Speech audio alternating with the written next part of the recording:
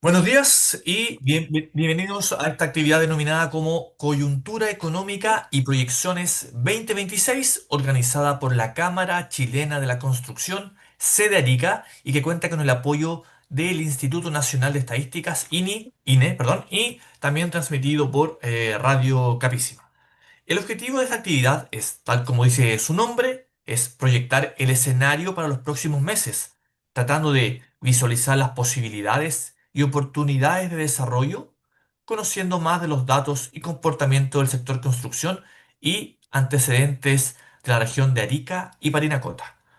Queremos al mismo tiempo saludar a todos quienes nos acompañan de manera virtual y que pueden plantear sus dudas también por este medio o también el correo de ibarrera@cchc.cl para hacer preguntas a cada uno de los expositores.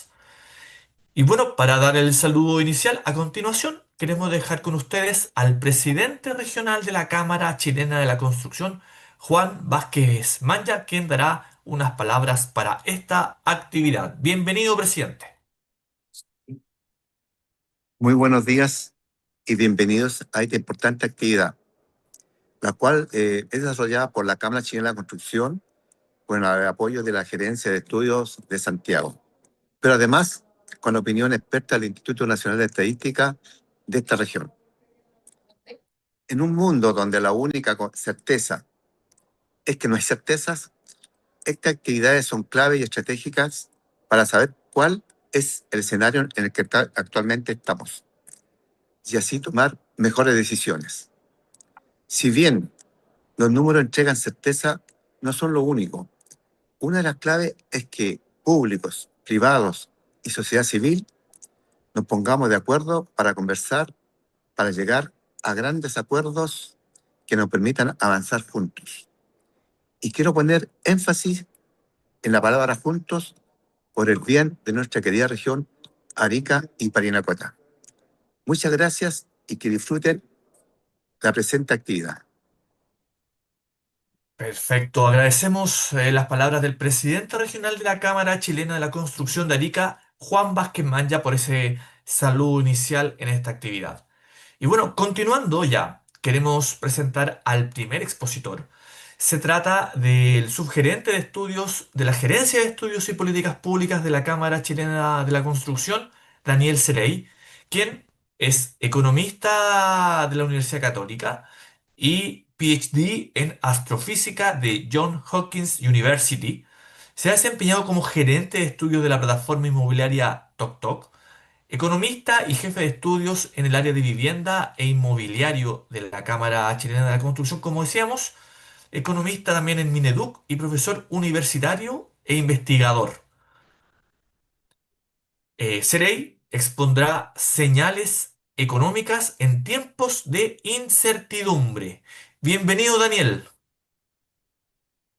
Muy buenos días a todos, muchas gracias. Es un placer para nosotros poder estar aquí presentes en esta importante actividad y especialmente en tiempos de incertidumbre, como bien decía ahí la bajada de títulos. Estamos pasando un minuto a nivel mundial muy complejo, con mucha incertidumbre, y por supuesto esto termina afectando no solo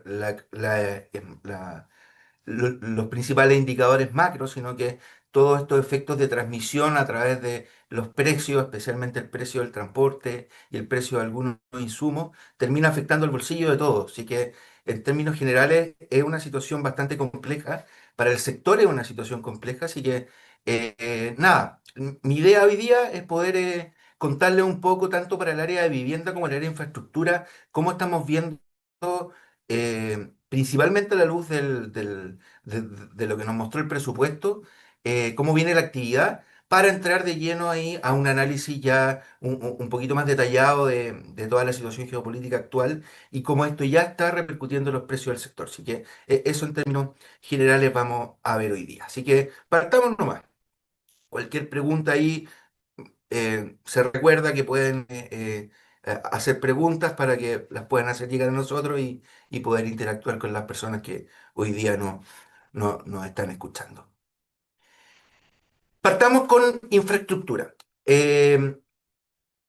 El presupuesto de la Nación nos dejaba una noticia en términos generales bastante complicada en lo que fuera los presupuestos para la infraestructura pública. Recordar de que del total presupuestado solo un 5% estaba más o menos destinado a lo que era nuevas obras y el 95% estaba destinado a pagar arrastre, por lo que en términos generales varias regiones se vieron bastante afectadas con lo que es el presupuesto para nuevas obras y esto permitía augurar en términos de infraestructura pública un año mucho más acotado de lo que había sido los años anteriores.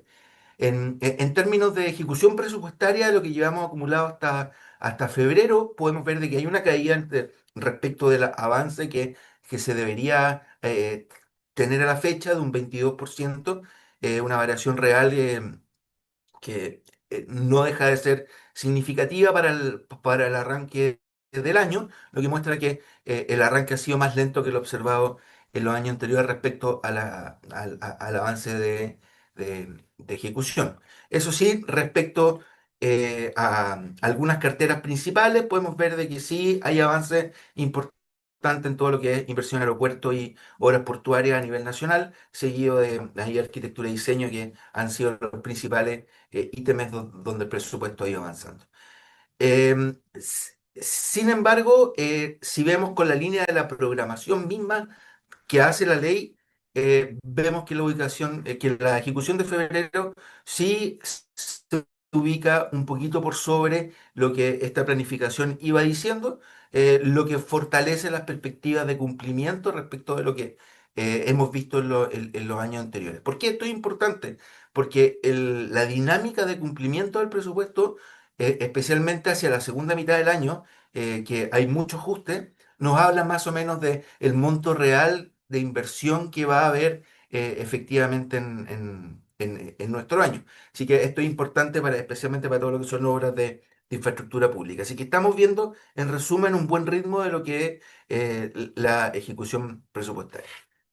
Por otro lado, y en contrapartida de lo que es la infraestructura pública, Concesiones va a vivir probablemente el mejor año histórico que hemos tenido al menos desde 2010 en adelante, con un flujo muy, muy considerable. Así que, en cierta medida, todo lo que son obras de concesiones están apaleando un poco la baja que está viniendo por el lado de infraestructura pública y eso hace que para la inversión total en infraestructura en nuestro país, 2026, a pesar de un presupuesto muy acotado del MOP, sí estamos viendo algo muy positivo respecto a lo que es concesiones. Como podemos ver aquí, 2026 se ve respecto a los años anteriores con un aumento muy significativo, donde principalmente podemos ver de que en la evolución anual en lo que es la infraestructura productiva, principalmente tenemos obras en minería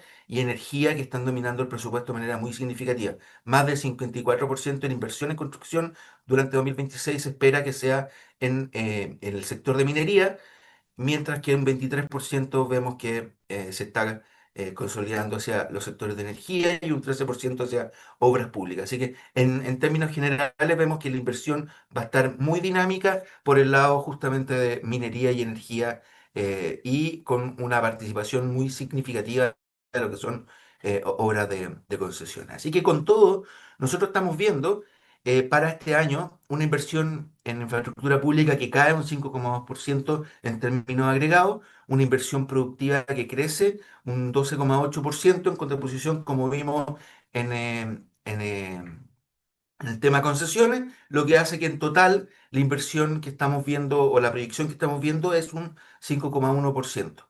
Este es el escenario en el cual llega la guerra en Medio Oriente, y que vamos a ver más adelante cómo estas cifras se ven afectadas un poquito justamente por todos los ajustes de precio que están ocurriendo en los últimos 2 meses.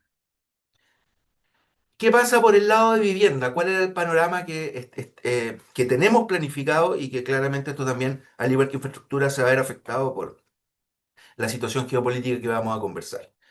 En términos generales, el plan de emergencia habitacional cerró con una cifra muy cercana a la meta. En términos generales, la sobrepasó por un 1%, eh, y donde tenemos un ritmo de viviendas terminadas por año, por programa, bastante relevante. Vemos que el DS49 logró llegar durante 2024 y 2025 a más de 20.000 viviendas terminadas por año, el DS19 por su parte otras 20.000 por año, y el DS10 con una participación un poco más relevante de lo que estábamos viendo en los años anteriores. Así que en términos de soluciones habitacionales, al menos lo que estaba planificado se fue cumpliendo en los últimos años, lo que ha permitido reducir un poco, como fue la principal conclusión del balance de vivienda, si bien se mantienen los requerimientos a nivel nacional en cuanto a volumen. Lo que ha ocurrido es que principalmente todos los sectores medios han visto debilitado su capacidad de poder llegar a una vivienda. eh, por otra parte, el programa habitacional ha permitido, especialmente en algunas regiones, reducir justamente el déficit más sostenido en sectores más vulnerables, gracias a la política del 49 y el 19. En términos de avance presupuestario, el presupuesto per inversión del MIMBU tuvo un reajuste al alza. Es bueno recalcar que parte de este reajuste al alza y este crecimiento importante sí está apalancado en un aumento significativo del presupuesto de la región metropolitana para poder apalear compromisos que no habían sido, que no se había podido cumplir en el año 2025. Entonces, claramente, dentro de este crecimiento, un 10% sí hay un porcentaje que es de arrastre. Sin embargo, es un presupuesto muy significativo, lo que permite eh, augurar un año bastante dinámico en lo que es la vivienda pública. eh, Esto se suma claramente a lo que ha pasado con el subsidio a la tasa. El subsidio a la tasa junto con Fugae, para las personas que quizás no escuchan y no han escuchado mucho de esto, es un subsidio que permite, una vez que uno postula y aprueba, tener una baja en la tasa hipotecaria que permite que tu crédito hipotecario sea un poco menor. Junto con esto hay una garantía estatal que se llama el FOGAE, que permite que la deuda en crédito hipotecario sea menor, no un 80%, y por ende se puede pedir un crédito por el 90% y el porcentaje de pie entonces solo un 10% y no el 20% que generalmente es exigido. Así que toda esta combinación ha sido bastante positiva para el mercado. Ya van de las 50.000 cupos unos 23.600 ya cursados completamente. Hay más de 75.000 solicitudes ingresadas al sistema. Por supuesto, de estas no todas son aprobadas, pero vemos que el ritmo de tanto de interés por obtener nuestros subsidios como el ritmo que está siendo aprobado y posteriormente ejecutado ya con una compraventa de vivienda es muy relevante, una muy buena velocidad, y lo más probable es que el subsidio quede completamente ya consumido a mitad del año. Así que esto ha permitido dar un poco más de dinamismo al sector inmobiliario, principalmente en lo que son, como el subsidio solo es elegible para viviendas terminadas y que estén bajo las 4.000 UFs. Ese ha sido el segmento que ha tenido un aumento de velocidad de venta importante y se ha revitalizado, pero el resto del mercado sigue a nivel nacional bastante detenido, y justamente este tipo de medidas que hace que también demanda que quizá hubiera comprado una vivienda en verde, prefiere por el subsidio eh, una vivienda terminada. Esos sectores o esas partes del mercado también se han visto afectadas con velocidades de venta un poco más complicadas. Si el aumento fue significativo, como podemos ver a nivel nacional, durante el tercer y cuarto trimestre tuvimos aumentos respecto a lo que fue 2024, eh, sí significativo. Estamos hablando entre un 20 y un 30%, y esto se repite en todas las regiones, lo que hace que en términos generales los meses para agotar stock eh, hayan caído justamente como les comentaba, producto del aumento de la velocidad de venta. Sin embargo, la situación a nivel de stock general sigue siendo bastante complejo. Tenemos más de 100.000 unidades en este minuto en oferta, de las cuales un poquito más de 45.000 están en este minuto ya terminadas, así que tenemos una acumulación de stock terminado muy significativo y se da esta gran paradoja, teniendo un déficit habitacional que junto con campamentos supera el millón de necesidades. Tenemos una acumulación inédita de stock y esto habla claramente del desacople entre el precio de la vivienda por un lado y la capacidad de los viviendas, principalmente por restricciones en el financiamiento, la imposibilidad de poder tener créditos hipotecarios para muchos, por todo lo que pasó en los años anteriores, que redujo mucho la capacidad de deuda de las personas, principalmente por la inflación. Y por otro lado, los precios de materiales y todos los fundamentos del precio que claramente han empujado a un alza que los salarios no pueden sostener eh, para poder acceder a la vivienda. Así que estamos en esta dicotomía y este gran problema. La inversión total en vivienda, entonces, previo a lo que vamos a comentar a continuación, está proyectada para un 3,4%, donde la inversión en vivienda privada todavía no vemos un 2026 que permita, si bien se han vendido prácticamente todos estos subsidios y esto ha revitalizado un poco el mercado, la inversión en vivienda privada requiere condiciones de mercado que incentiven la entrada de nuevos proyectos.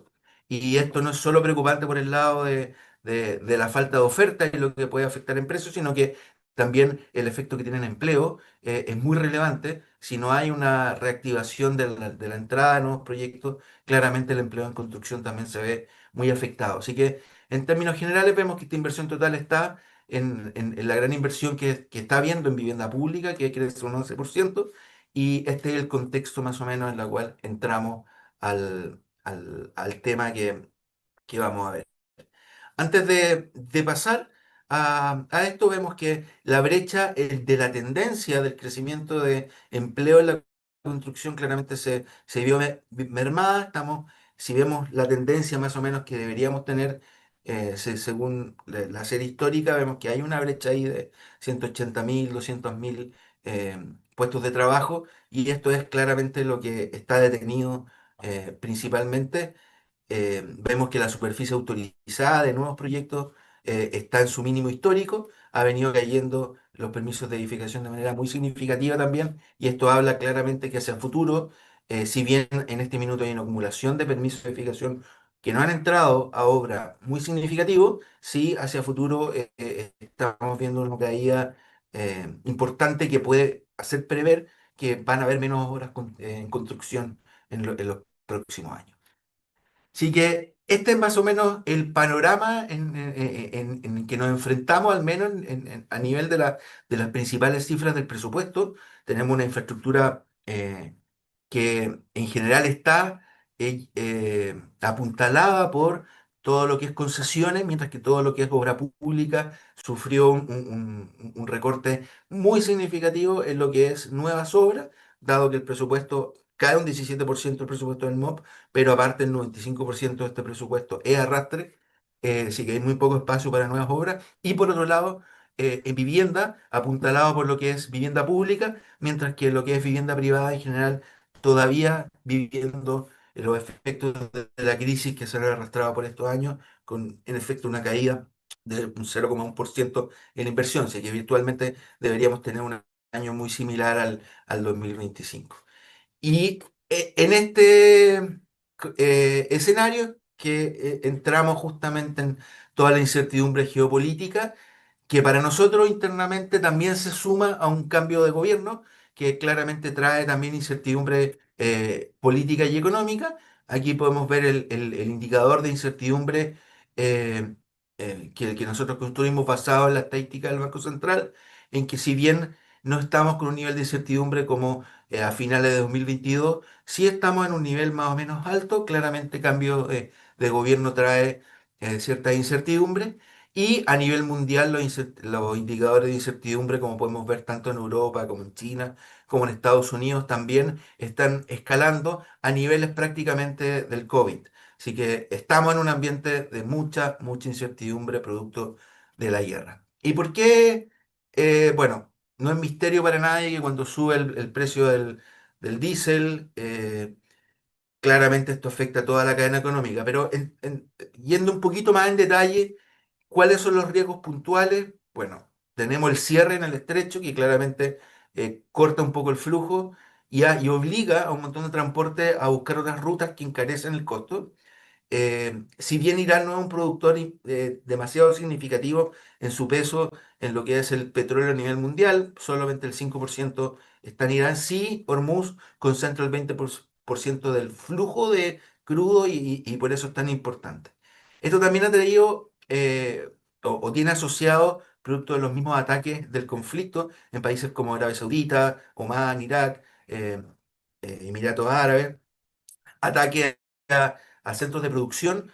Ya paralizaron básicamente un 17% del gas natural a nivel mundial. Hay refinerías que han sido atacadas y que esto trae mucha incertidumbre y esto también trae paralización de rutas marítimas estratégicas. Este es el contexto bélico más o menos que lo que está produciendo a nivel económico es una mayor prima por riesgo en todo lo que es seguro, un incremento de la volatilidad financiera y paralización de la inversión.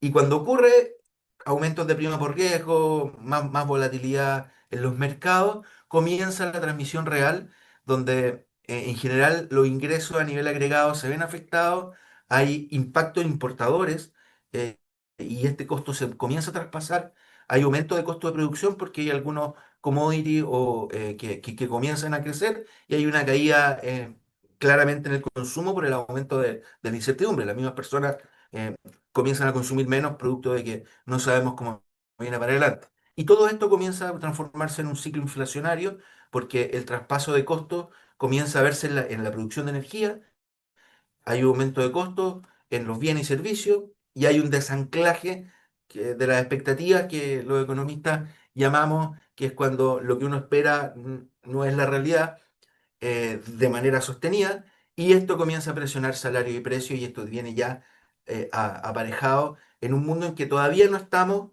pero que podríamos llegar, porque estamos básicamente que ya vivimos, estamos viviendo una transmisión real, estamos viendo algunos efectos inflacionarios, pero todavía no hemos visto grandes efectos financieros ni monetarios.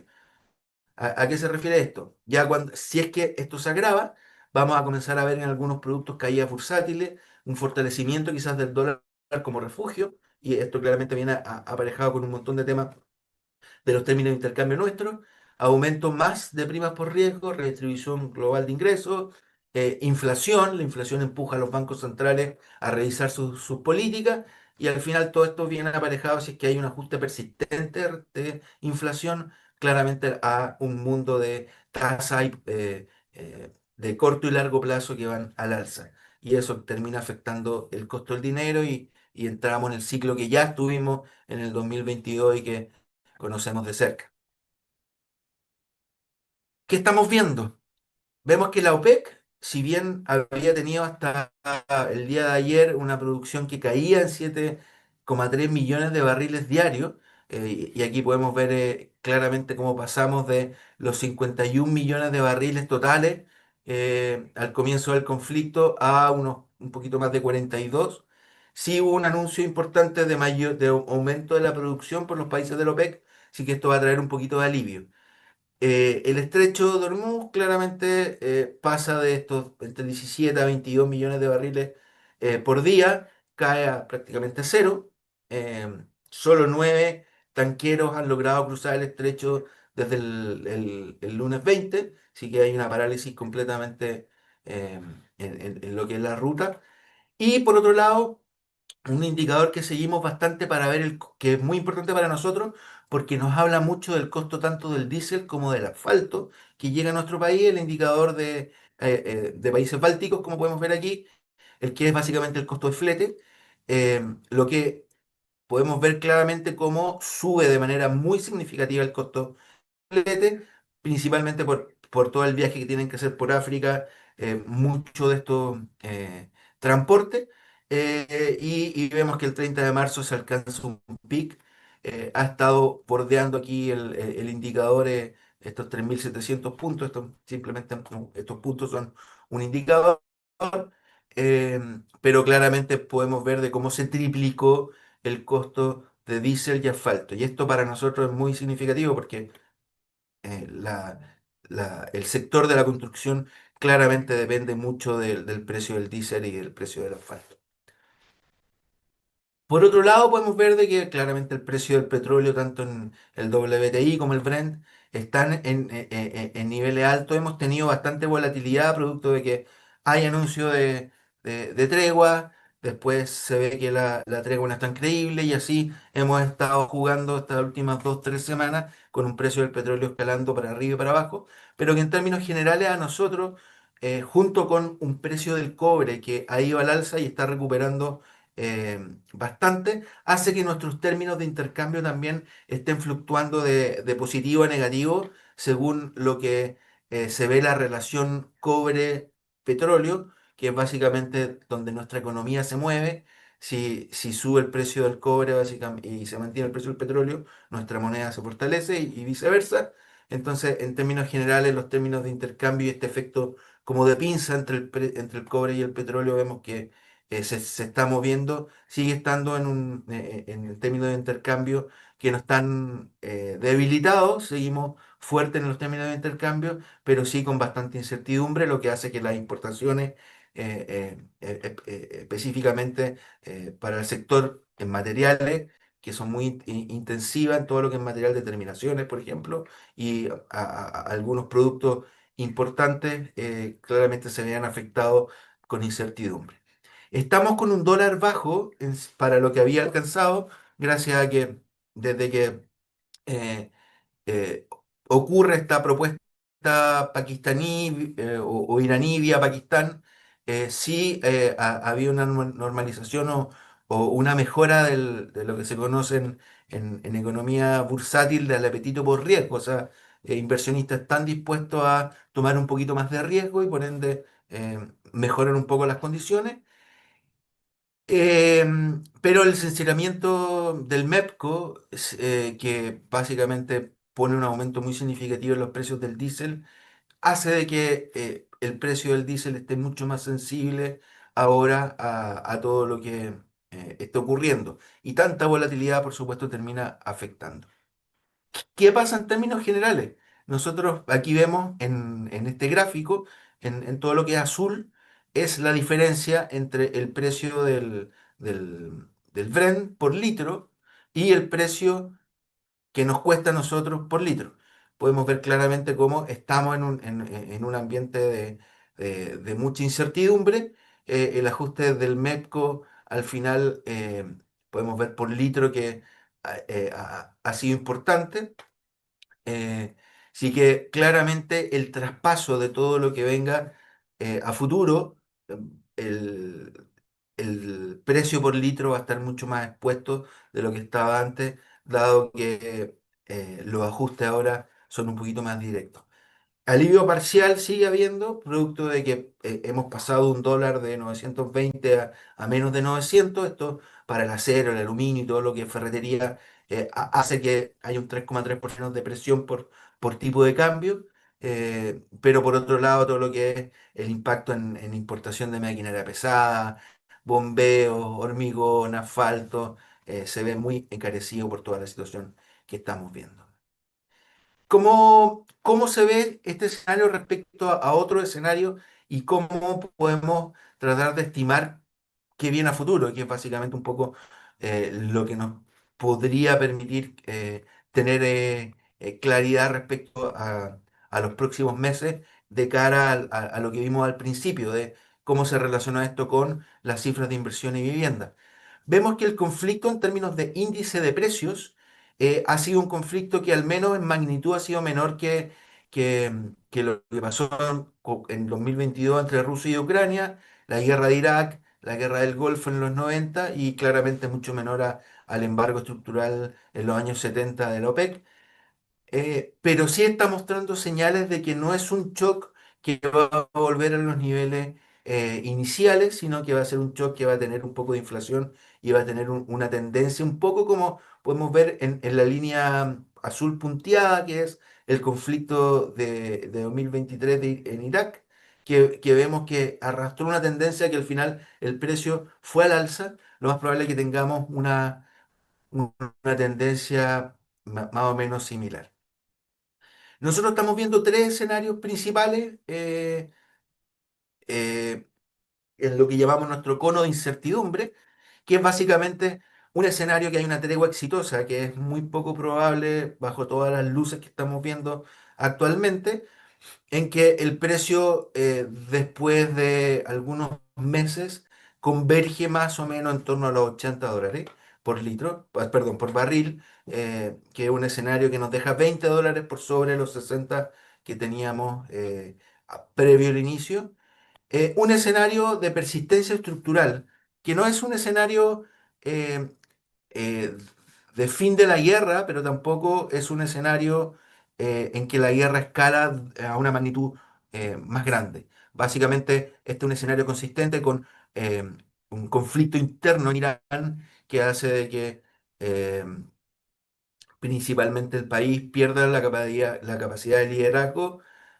Sabemos que hay conflicto interno entre la Guardia Revolucionaria y algún otro sector. En este minuto la Guardia Revolucionaria sí tiene controlado los principales centros de poder, pero este es un escenario en que Irán entra en básicamente una debilidad estructural y por otro lado no hay una renovación importante de la guerra a nivel como vimos en el primer mes, con ataques persistentes de Estados Unidos a Israel y viceversa, ataques de Irán hacia todos los países del Medio Oriente del ala suní. Entonces, en términos generales, este escenario, que es un escenario que bastante probable, estabiliza el precio del petróleo más o menos en $100 por barril y ya un aumento significativo. Y el escenario de escalada, por supuesto, que llegamos a niveles que estarían cercanos a los 150, que hay ataque general, se desbanda todo y el principal riesgo que trae esto en el tema que estamos viendo es la destrucción de infraestructura productiva. O sea, una explosión, tanto ya sea por un ataque de Estados Unidos o un ataque de la misma Guardia Revolucionaria a la isla de Kars, eh, podría ser devastador pa- para la economía mundial. Asimismo, ataques en Arabia Saudita o en Emiratos Árabes de infraestructura productiva podría ser muy devastador porque más allá de que la infraestructura misma se destruya, si se destruye un pozo petrolero y deja de funcionar, volver a echarlo a andar es carísimo y requiere mucho tiempo. Entonces, este es un escenario de alta incertidumbre. Dado esto, nosotros con nuestros modelos econométricos y todo lo que uno puede hacer desde la estadística, hemos medido estos tres escenarios para ver más o menos cuánto dura y todos estos escenarios nos muestran de que hay un efecto persistente de que va a durar al menos un semestre. O sea, estamos hablando de que no vamos a ver en escenarios en que la guerra tiene un fin, no vamos a ver una vuelta a precios de estabilización, ya sea $70, $80, $100, según como sea el caso, antes de noviembre o diciembre. Así que este año, para nosotros, va a ser un año en el cual los precios de la energía, los precios del diésel y todo lo que viene de ahí en adelante van a estar sometidos y por ende vamos a tener un año de mayor inflación. Y dependiendo de la profundidad de esto, es, como veíamos al principio, si es que caemos en efectos monetarios y financieros. Por ahora nos estamos quedando solamente en efectos inflacionarios.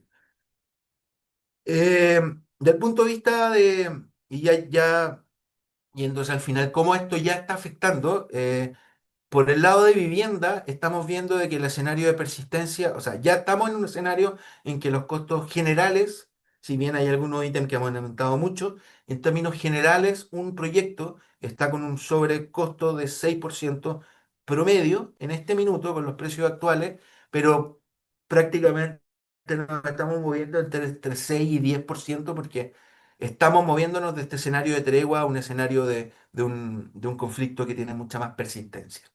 Y un escenario de escalada llevaría rápidamente los precios a un aumento de 16, 17%. Así que es un escenario complejo el de la escalada. Donde ha sido más significativo, podemos ver aquí este aumento entre el 100% y el 110% en el gráfico final de la esquina, cadena de transmisión al costo. Podemos ver de que la barra que explica básicamente un 4% de este 10% es el aumento del precio del diésel. Tenemos 2 puntos más, básicamente un 1% por el aumento del asfalto eh, y el bitumen. Después viene todo lo que es flete y logística, aumento del precio del acero y aumento del precio del hormigón. Hace que claramente estemos en una situación de aumento de costos bastante significativa. Por el lado de las obras de infraestructura, estamos un poquito más complicados en algunos tipos de proyectos. Vialidad, sobre todo, es el sector más afectado, porque vialidad básicamente depende de diésel y asfalto, que ha sido uno de los insumos que más han subido. Entonces, perfectamente a los precios actuales, un proyecto podría estar sobre el 20% de aumento de costo en este minuto, producto de la situación del diésel y el asfalto.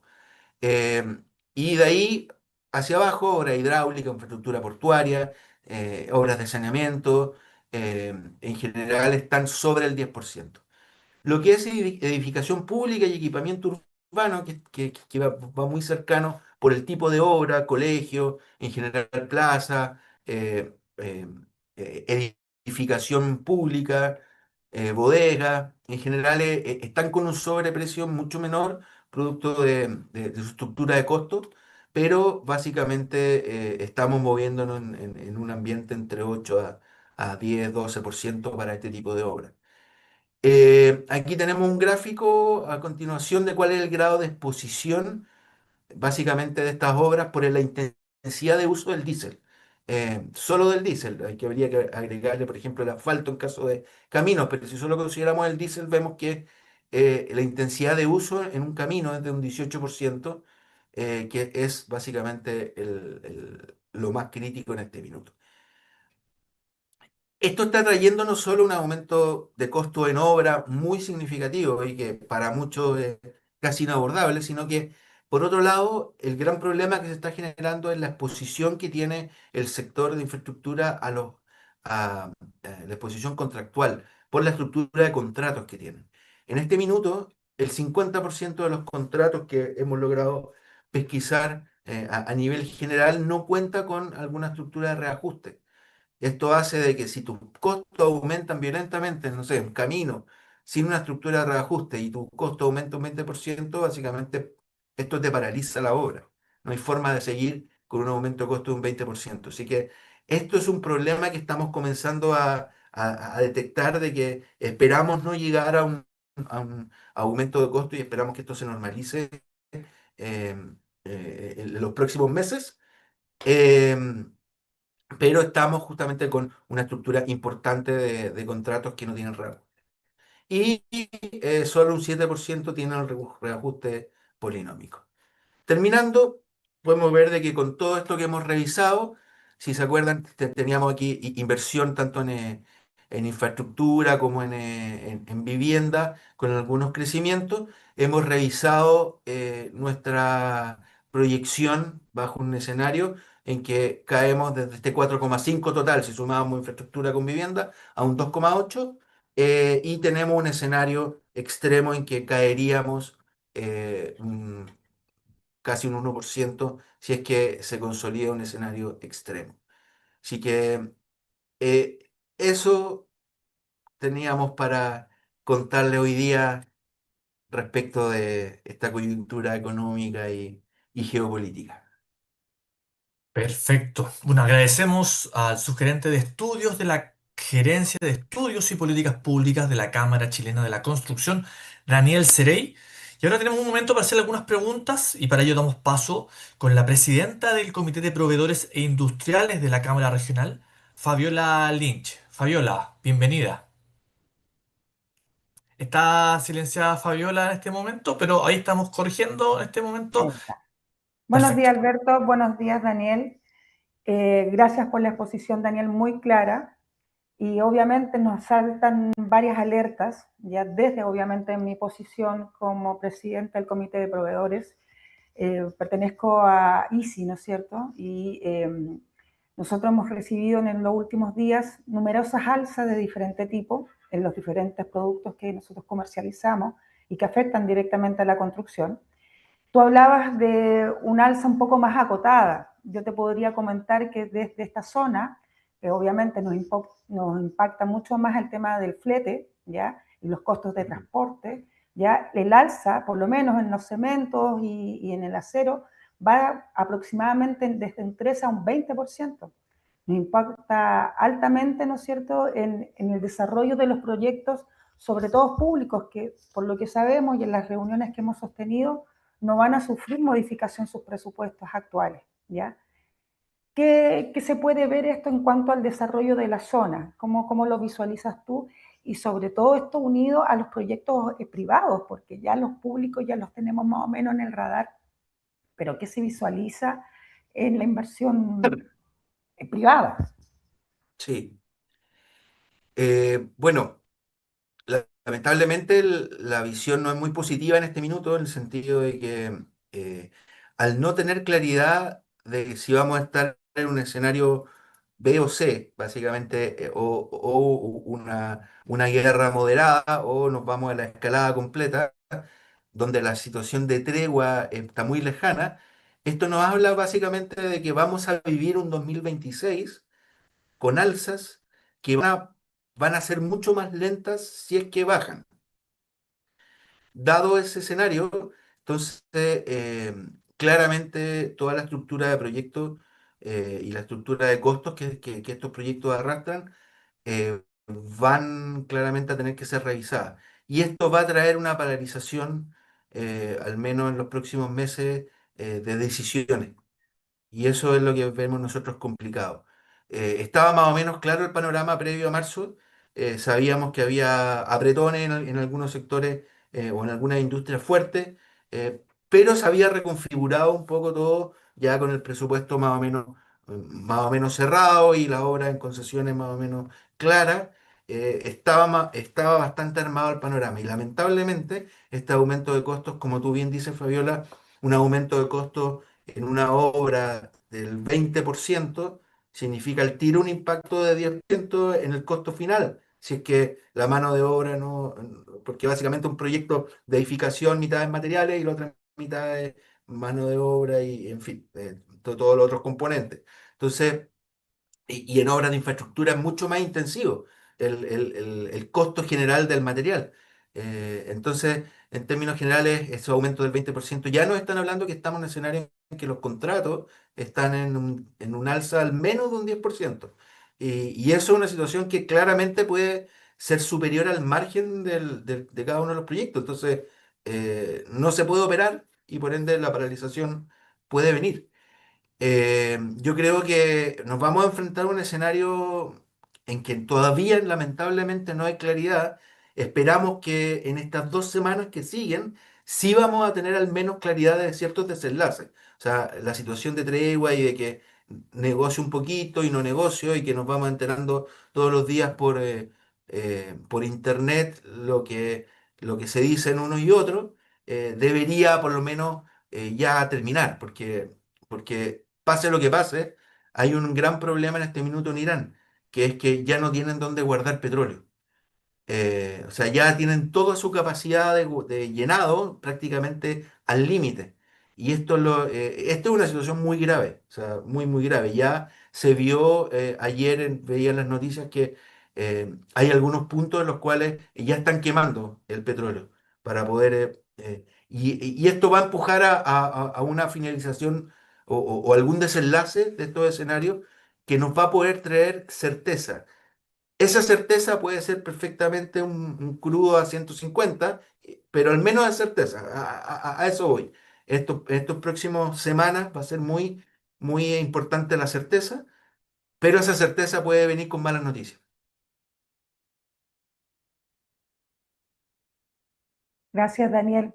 Bueno, y de la mano un poco con esto, cómo se ve también el panorama del desempleo, porque esto va muy de la mano. Al detenerse los proyectos, claramente esto, y sobre todo para zonas extremas como la nuestra, ¿qué repercusión se visualiza en el desempleo en el área de la construcción?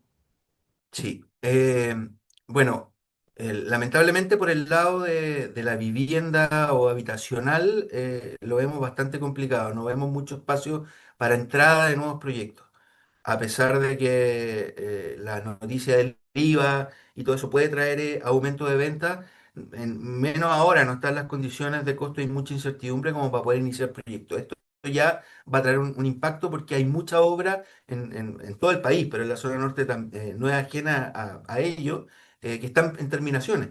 De lo poco que se está construyendo está en terminaciones. Entonces, si no hay renovación de obras, claramente va a haber un efecto ahí en el empleo. Y a esto se suma justamente que minería y energía son los principales focos de empleo en este minuto en la construcción.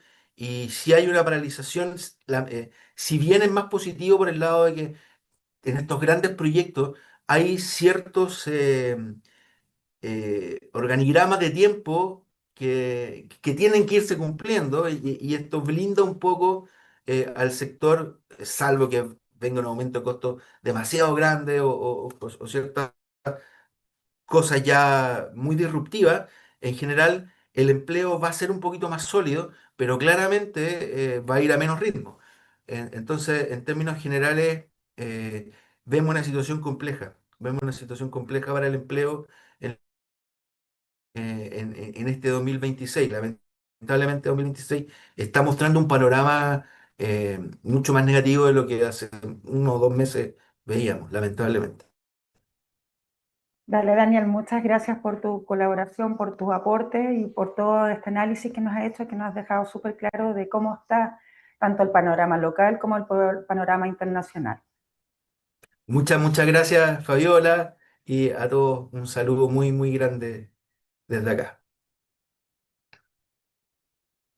Muy bien, agradecemos entonces a Daniel Cerey por aclarar y conversar en esta transmisión en vivo. También a Fabiola Lynch, que es presidenta del Comité de Vivienda, perdón, Comité de Proveedores e Industriales de la Cámara Arica, por estas intervenciones. Y a continuación queremos ya dar la bienvenida a nuestro próximo invitado. Se trata del director regional del Instituto Nacional de Estadística, Jonathan Campos Faúndes. Él es director, perdón, es geógrafo de la Universidad de Concepción y diplomado en Descentralización y Desarrollo Local Regional por la Universidad Alberto Hurtado, con una trayectoria de más de una década en el INE. Posee una vasta experiencia en la dirección de proyectos estadísticos y geoespaciales. Desde julio del 2023 lideró la unidad de infraestructura de la región de Arica y Parinacota, destacando recientemente por su rol en la planificación y ejecución operativa, perdón, del censo 2024 a nivel regional. Campos expondrá estadísticas regionales del mercado laboral y censo. Bienvenido. Hola Alberto, hola, buenos días a la audiencia también. Estamos agradecidos también por la invitación. Para nosotros igual es súper relevante el hecho de poder ir compartir estos datos que son publicados recientemente ya, todo lo que va a ser el censo, y también con la estadística continua que nosotros como institución vamos desarrollando y vamos publicando mensualmente. Como ustedes bien saben, el INE es el encargado de las estadísticas oficiales, ¿ya? Una información relevante. Vamos a focalizar también toda esta información en el ámbito de la construcción, particularmente también con lo que se comentaba recientemente con el tema del empleo. Vamos a hablar con el tema de censo focalizado en el tema de la temática de vivienda. Y además queremos también poder visualizar y mostrar a la audiencia y a ustedes también diferentes herramientas, sobre todo en temas de geodato abierto relacionados también a la temática construcción. Como les comenté, aquí voy a pasar discúlpenme, ahí se ve la presentación, ¿cierto? Se ve, Ahí sí, sí, perfectamente. ya, ahí sí que ahí tengo el control. Bueno, como les comentábamos, el INE, entonces, el encargado de las estadísticas oficiales del país, nuestro rol no solamente es producir los datos, sino que también regular el sistema estadístico regional, en este caso, nosotros acá en la región de Arica, Parinacota, ya llevamos trabajo con diferentes actores, identificando diferentes brechas regionales en el ámbito de la estadística. Entonces, estamos bien organizados con esa mesa de trabajo, que también es importante el hecho de poder comunicar. Acá un punto muy clave es sobre el secreto estadístico. Ustedes bien saben que el secreto estadístico garantiza que la información que nosotros levantamos no se puede individualizar. Ya esto nos ha permitido también el hecho de poder realizar las respectivas recolecciones tanto en el territorio como a nivel de empresa, y nos ampara el tema del secreto estadístico respecto. Nuestra institución se desarrolla en todas las regiones, por lo cual le da también un ámbito muy territorial. Tenemos estadísticas que nosotros vamos levantando y vamos analizando y publicando mensualmente. Ya esto se realiza a través de un calendario que lo vamos a visualizar después al final de la presentación. El INE consta de 70 operaciones estadísticas aproximadamente, ya desde el ámbito del índice del precio, la inflación, hasta el empleo, ya sector económico y hasta las condiciones de vida y todo lo que tenga que ver también con la relevancia demográfica. Esto porque es importante en la temática construcción, ya que la construcción no solamente se analiza de forma aislada, sino que también comparte diferentes dimensiones también en este ámbito, por lo cual se hace aún más importante el hecho de conocer las estadísticas, cómo nosotros nos encontramos, para poder analizar y diferenciar en estas dimensiones.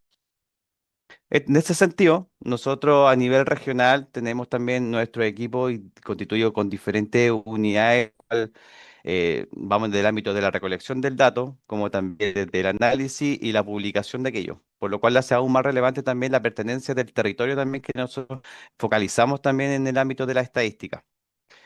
En ese mismo sentido, tenemos, por ejemplo, la publicación de la encuesta mensual de alojamiento turístico, que mide y analiza mensualmente la evaluación de las actividades de establecimiento turístico, ¿ya? Ahora, ¿por qué esto es relevante? Porque impacta directamente también en la demanda de la infraestructura, ya la inversión hotelera, los servicios asociados, entonces es un indicador súper relevante también en el ámbito de la construcción. Por otra parte, tenemos lo que son las exportaciones regionales, ya que presenta un análisis descriptivo de las exportaciones de la región de Arica y Parinacota. Esto influye también en la inversión, por lo tanto en la demanda también de infraestructura, lo cual vamos viendo cómo es la dinámica también del territorio y también en el sistema económico que nosotros presentamos como región de Arica y Parinacota. Y con respecto a la cifra del empleo, que ya aquí es como una de las cifras más relevantes también, que nos permite como medir el tema de la ocupación, la desocupación y la informalidad. Y aquí podemos ver cómo ha evolucionado también, cómo evoluciona también en este indicador el mercado laboral, uno de los temáticas que también se está planteando en la presentación anterior. ¿Y esto en qué impacta también en la mano de obra, por ejemplo, o en la dinámica del sector de construcción? Acá podemos ver las cifras en el gráfico, cómo ha sido la tendencia durante los años, y cómo también lo podemos ir dividiendo entre hombres, mujeres y ambos sexos, y ahí podemos ir estableciendo las cifras que se están publicando mensualmente. Eh, También tenemos la evolución de la tasa de ocupación. Aquí ustedes, como podrán visualizar también en el gráfico, podemos ir evidenciando cómo es la brecha, por ejemplo, entre hombres y mujeres, cómo es la combinación entre ambos sexos. Y todo esto nos va indicando cómo va siendo el comportamiento mensual de lo que se va relacionando con la temática del empleo. Si bien nosotros como institución obviamente no hacemos proyecciones, pero sí podemos ver lo que se comentaba en la presentación anterior, cómo nosotros vamos evidenciando todos estos déficits o todas estas problemáticas o complejidades que se nos va presentando. El INE en su publicación se va presentando y se va evidenciando cómo va siendo el comportamiento de aquello. En base a esta temática, entonces, que tiene relación como a la rama de actividad, nosotros podemos evidenciar, por ejemplo, que en el área de la construcción, este 7,5% no es muy relevante para nosotros en esta publicación. Como podemos visualizar, por ejemplo, acá en el gráfico, podemos ver la evolución de las personas ocupadas en la actividad de la construcción, cómo ha sido la tendencia, ya que responde como en cierta forma a los ciclos económicos, tanto de las inversiones públicas como de inversiones privadas. Entonces aquí podemos ir viendo cómo se va instaurando mensualmente también esta temática y cómo la relevancia que tiene también esta rama de actividad dentro de lo que son las cifras del empleo. Eh, nosotros ya actualmente nos encontramos viendo lo que son las estadísticas, ¿no? Pero ahora también queremos también dar a conocer en cierta forma qué fueron los resultados del Censo de Población y Vivienda 2024. Estas cifras son súper relevantes en el sentido del ámbito de la vivienda. Nosotros, este censo, recordemos que también es un censo tanto de vivienda como de personas. Así que el año pasado fueron publicados hace muy recientemente todo lo que es los datos tanto a nivel de comuna como a nivel de sector específico de área geográfica como a nivel de manzana. Entonces, lo cual hace muy interesante también el hecho de poder analizar estas cifras, poder identificar y poder en cierta forma hacer un análisis respectivo también de cuál es el comportamiento que tienen, no solamente describir el total de viviendas, sino que también cómo se accede a la vivienda, cuál es la calidad también de la temática habitacional, etcétera. ¿Ya?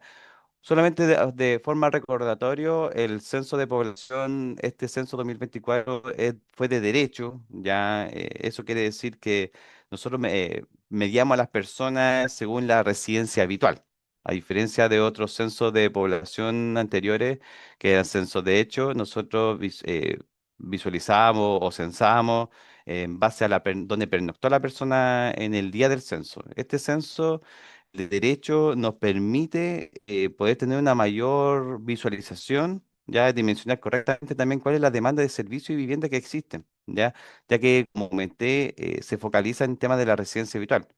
Eh, Recordar que este censo es universal, se llega a cada territorio, a cada rincón de nuestro país y de nuestra región y de nuestras comunas, por lo cual evidencia efectivamente cuáles son las personas que residen en cada localidad o en cada área geográfica respectivamente. Principales resultados, tanto de las personas de la región, podemos visualizar acá cómo la región ha ido teniendo un crecimiento sostenido a través de los diferentes censos. Y podemos ver acá desde el censo de 1992 al 2024 cómo ha ido creciendo. Pero acá lo más relevante de esta lámina es la estructura etaria. ¿Ya?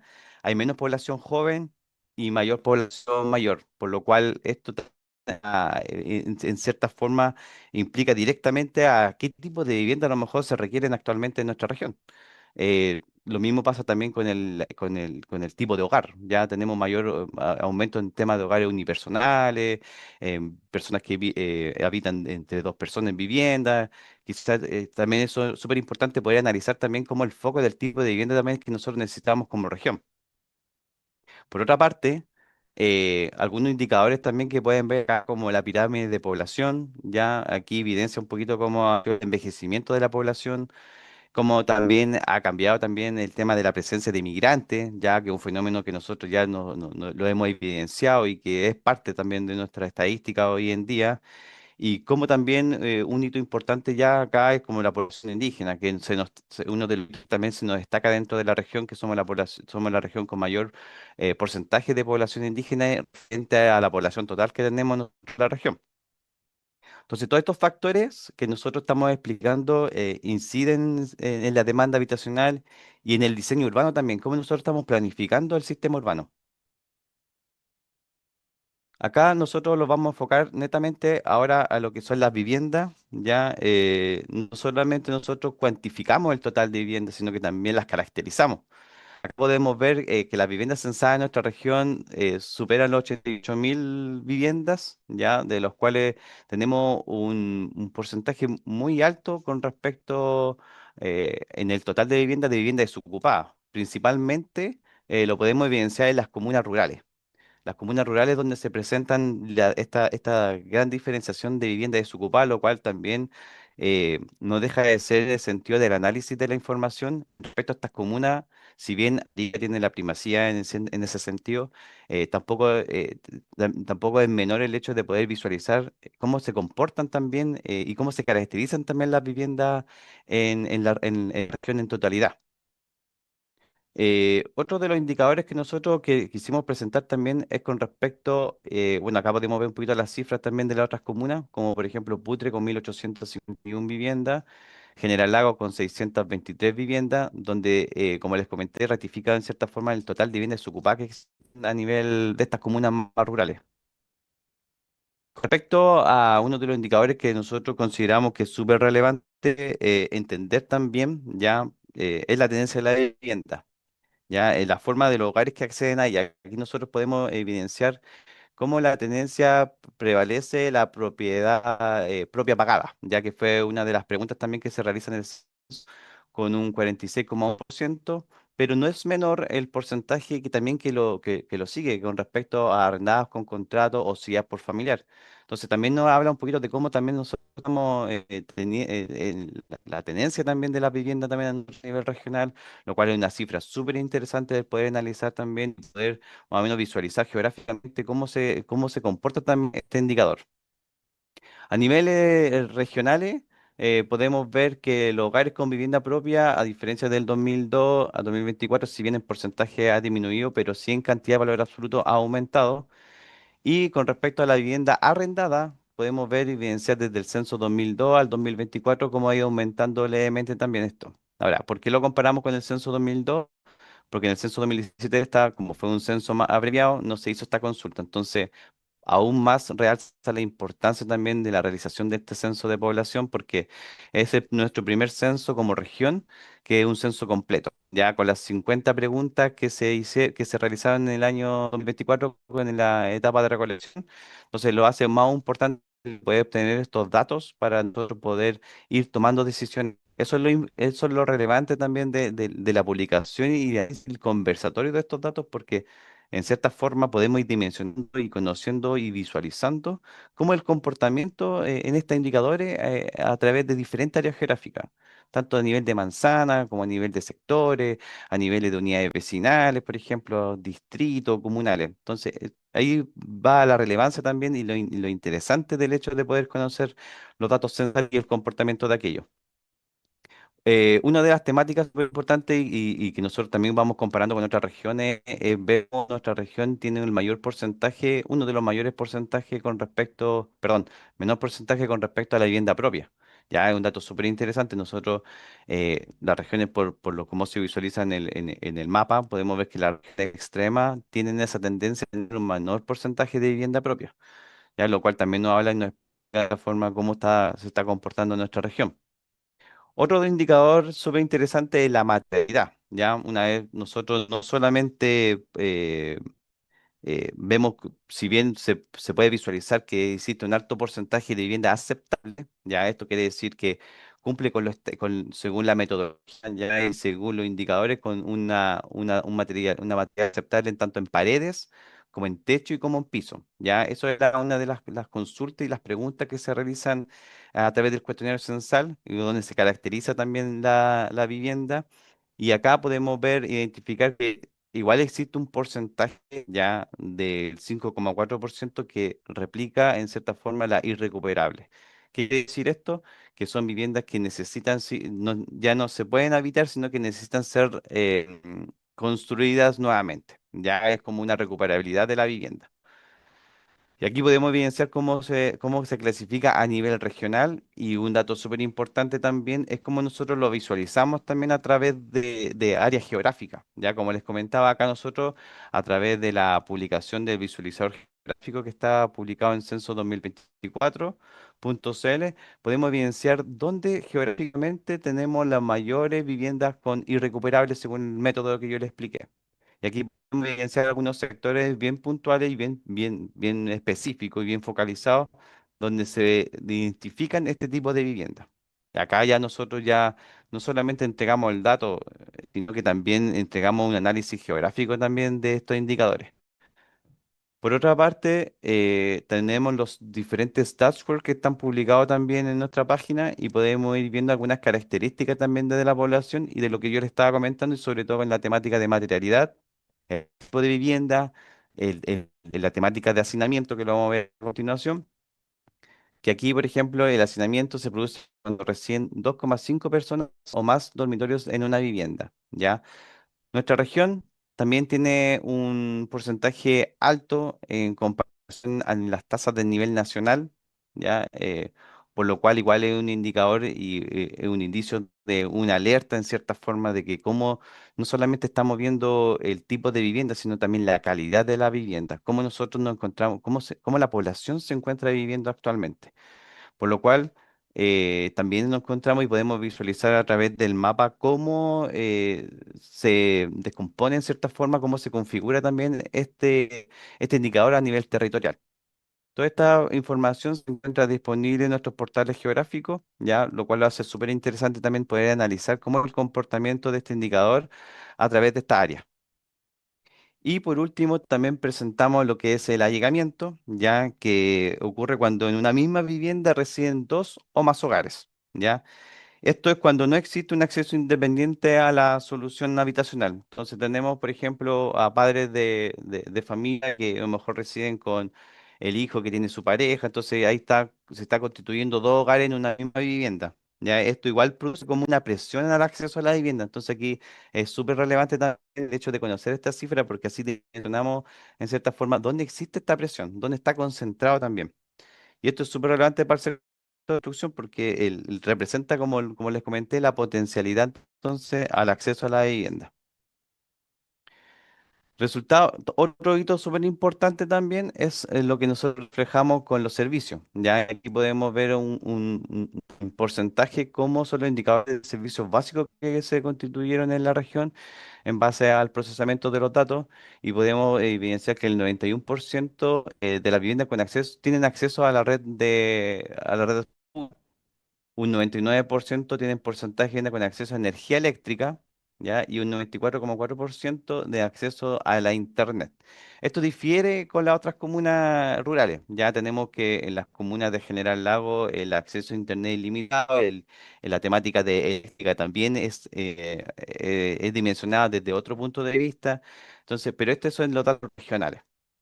Y acá también podemos visualizar, por ejemplo, cómo está constituido geográficamente la distribución del servicio de agua de la fuente de red pública.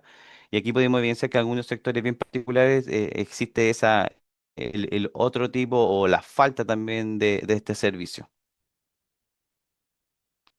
Por último, y con esto finalizar también, ¿en qué nos encontramos actualmente como servicio? Actualmente nosotros nos encontramos publicando los datos, recopilando los datos a través de diferentes mecanismos y gracias también a la División de Obras Municipal, donde nos facilitan esta documentación con respecto a los certificados de recepción final y también sobre los permisos de edificación.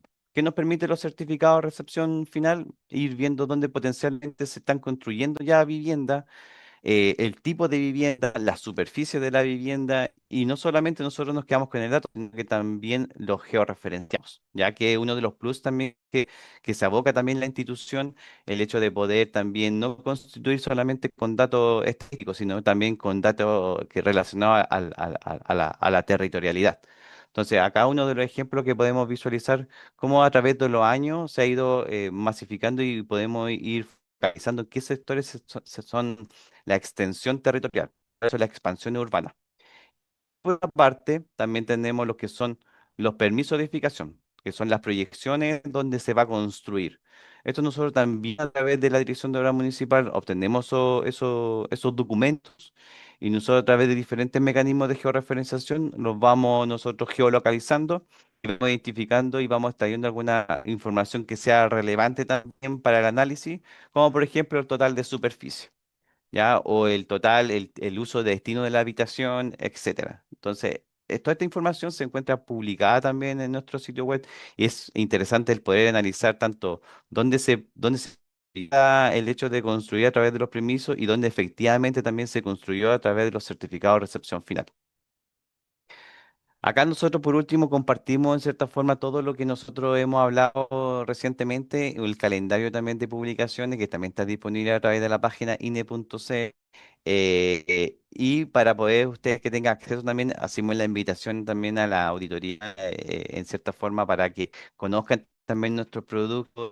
Nosotros nos encontramos actualmente haciendo etapas de difusión respecto a esta temática. Estamos presentando los datos del censo dependiendo del foco que le queremos, que quieren. En esta ocasión nosotros focalizamos toda la temática de vivienda con los diferentes indicadores, tanto de tenencia, allanamiento, hacinamiento, que nos permiten entender no solo cuántas viviendas existen, sino también cómo se acceden a ellas, en qué cuáles son las condiciones en las que habita la población. Y esto nos permite construir una visión completa del fenómeno habitacional. Y ahí identificando las diferentes brechas, tanto como también en respecto a la temática de calidad. ¿Y qué es lo que lo hace más relevante también aún? Es que esta identificación a través de los censos lo podemos ir identificando por diferentes áreas geográficas, tanto a nivel de zona como también de desarrollo específico o también a niveles comunales. Entonces, la importancia de los censos de población, la importancia de que conozcan, se analicen los datos, es lo que le hace relevante para la toma de decisiones.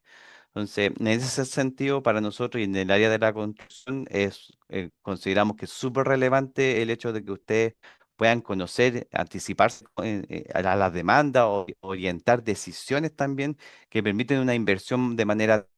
Así que hacemos la invitación, dejamos también a los invitados, también a los auditores también a ser parte también, que conozcan estos procesos.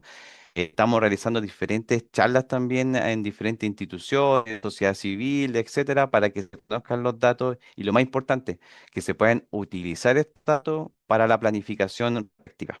Así que agradezco enormemente como institución, como INE, el hecho de poder tener esta oportunidad de presentar estos datos. Muchas gracias por tu exposición, Jonathan. Tengo algunas preguntas que me gustaría precisar junto contigo, ¿no es cierto?, para que obviamente la audiencia pueda tomar también sus decisiones y también evaluar estos puntos, sobre todo en temas de hacinamiento, ¿ya? Que es una de las variables que tú mencionaste en tu exposición, ¿ya? Y cómo esta a nivel nacional ha impactado, ¿no es cierto?, en la forma como construimos, siendo Arica la segunda, ¿no?, a nivel nacional, con mayor hacinamiento. ¿Cómo estamos construyendo? ¿Cómo estamos configurando nuestras casas? ¿Qué variables debiéramos considerar? Bueno, bueno, es súper importante la pregunta. Nosotros en el territorio evidenciamos, lo visualizamos, que en ciertos sectores eh, residen muchas personas dentro de una edificación. Nosotros detectamos aquello en el territorio. Lo importante es conocer, y como lo comenté, es poder conocer en cierta forma las características de la población para considerar qué variables se pueden utilizar para la construcción. Como les comenté, actualmente el aumento de los hogares unipersonales, los hogares se han reducido. Ya nosotros sabemos que la tasa de fecundidad también ha reducido también el hecho de la población. Tenemos una población también más envejecida, por lo cual también es una de las variables que se deben considerar también dentro de los aspectos habitacionales. Saber el comportamiento, cómo se está comportando la población y cómo también se comporta el estilo también de vivienda también que existe actualmente, conocer las características de aquellas. Yo creo que conocer en cierta forma todos estos indicadores nos permite también el hecho de poder analizar cuáles son los tipos de vivienda que nosotros necesitamos acá como región o como comuna, específicamente también relacionado al tipo de familia que también se presentan y que con los resultados del censo nosotros podemos evidenciar. Yo creo que en mi opinión, es dimensionar todas las variables relacionadas al censo, tanto de la temática de población como el estado actual también en lo que nosotros nos encontramos con el respecto a la calidad y al acceso a la vivienda. Y en cuanto también a las variables de postulación, ¿ya? Porque también son familias diferentes, ¿ya? En la cual quizás no solamente una persona tenga que ir, sino que a generar otro mecanismo. ¿Qué opinas al respecto? ¿Qué datos, ¿no es cierto?, se han extraído que nos digan, oye, debemos generar otro tipo de postulación más combinada de otro tipo, de las familias que están saliendo ahora, ¿no es cierto? Familias que no tan solo son solas, es una persona sola, quizás son grupos familiares que necesitan otro tipo de datos para considerar. ¿Qué opinas al respecto? Sí, en cierta forma nosotros, bueno, como institución nosotros somos los encargados de entregar los datos. Entonces, en cierta forma nosotros no podemos dar una opinión respecto a qué mismo no se pueden utilizar, nosotros cumplimos con entregar los datos, que ustedes lo puedan analizar y se puedan definir en base a estos indicadores, quizás a lo mejor qué mecanismo no se pueden utilizar. Nosotros como institución no tenemos esa facultad o esta forma de poder indicar cómo dirigir. También presentamos el escenario actual. Nosotros no hacemos proyecciones, sino que presentamos cómo se encuentra actualmente en nuestra región, con diferentes indicadores. Entonces, en ese sentido, no podría como responderte a esa pregunta, pero sí darte a conocer en cierta forma cuáles son los indicadores y los mecanismos que ustedes pudiesen utilizar para hacer ese análisis. ¿Cuáles serían esas variables más importantes a tomar en consideración? Por ejemplo, los tipos de hogares que existen, sabemos que hay sectores que se han reducido el tipo de hogar, no existe, por ejemplo, los indicadores de fecundidad, lo que presenté recién, el tema de allegamiento, sabemos que existen más de hogares en una vivienda, lo podemos espacializar, podemos identificar geográficamente. La temática de hacinamiento, como mencionaba, también es una temática súper importante para dirigir y saber cómo estamos. No solamente necesitamos saber cuánto es la cantidad de vivienda que tenemos, sino que también sabemos cuál es la calidad, cuál es el estado actual también, cuál es la tenencia de la vivienda. Sabemos que tenemos un porcentaje también importante de tenencia de vivienda pagada, pero también tenemos otra, ya súper interesante también saber. Y por eso es importante el hecho de planificación. Sabemos que con estos datos nosotros, a ustedes o en cierta forma a las instituciones les va a permitir el hecho de poder planificar de mejor forma y dónde dirigir también la inversión. Ya nosotros tenemos diferentes estadísticas que tienen relación también al área de la construcción, en la temática del empleo también, que lo presenté recién, pero más o menos como ese es el mecanismo, esa es como la visualización, por lo menos que nosotros vemos también como institución. Perfecto, Jonathan. Y como tercer punto, los datos son geoabiertos, ¿ya? Y son accesibles para todas las personas, ¿no es cierto? Se encuentran disponibles en la página de ustedes para que puedan, obviamente, poder visibles para todo el público. ¿Y cómo se están sociabilizando esta información? ¿Cómo se está compartiendo? ¿O cómo tú la ves, ¿no es cierto?, proyectada en diferentes medidas. Efectivamente, Fabiola, nosotros estos datos son públicos, ya tanto en la página de ine.gov.cl, en la sección Geodato Abierto, pueden encontrar toda la información georreferenciada de muchas variables, no solamente de la temática de construcción, sino que también de indicadores de calidad de vida, tenemos microdatos también que son y la página del censo 2024.cl donde vamos a encontrar diferentes herramientas, ¿ya? Donde podemos lograr obtener estos mismos indicadores que yo les presenté y mucho más, ¿ya? Nosotros estamos realizando un conjunto de acciones, ya en la temática de hacer charlas a la población juntando con la Junta de Vecinos, con diferentes organizaciones o instituciones que requieran también de esta información y que requieran especificar alguna variable puntual, nosotros estamos a disposición y estamos haciendo esta continuidad de charlas durante el año 2026, así que estamos bien proyectados también a poder transmitir la información de mejor forma, poder entregarle, poder compartir diferentes análisis territoriales. Así que estamos en esa tarea actualmente. Siendo la bajada a la ciudadanía, que es lo importante. Exactamente, eso es lo importante, que todos conozcamos la información y lo más importante que se pueda utilizar también. Es importante el hecho de conocer cómo nos encontramos actualmente en la región de Arica y Parinacota, cómo se encuentran las diferentes comunas, tanto en las comunas rurales, por qué tenemos por qué existen tantas viviendas desocupadas. Nosotros con los municipios estamos haciendo un acercamiento también, hacemos las invitaciones constantemente también para que ellos puedan ocupar los datos censales para los diferentes proyectos que puedan realizar comunales. Entonces, nosotros estamos con toda la disposición también de poder compartir aquello y poder realizar los diferentes análisis o indicadores que estimen convenientes. Estaba muteada. Ahí sí. Muchas Ahí sí. gracias, Jonathan. Le damos las gracias, ¿no es cierto?, por toda su exposición. Él pertenece al INE, ¿no es cierto? Y también le damos las gracias a Daniel, que también nos dio toda su información y que fue muy útil para tener esta mirada, ¿no es cierto?, de la coyuntura económica y las proyecciones en cuanto a vivienda para nuestra región de Arica y Parinacota. Finalmente, les recordamos que esta grabación está disponible para que la puedan revisar y puedan sacar sus conclusiones y tomar estos datos que son muy ricos para lo que viene. a nivel nacional y específicamente local. Le damos las gracias a todos y que tengan una muy buena jornada.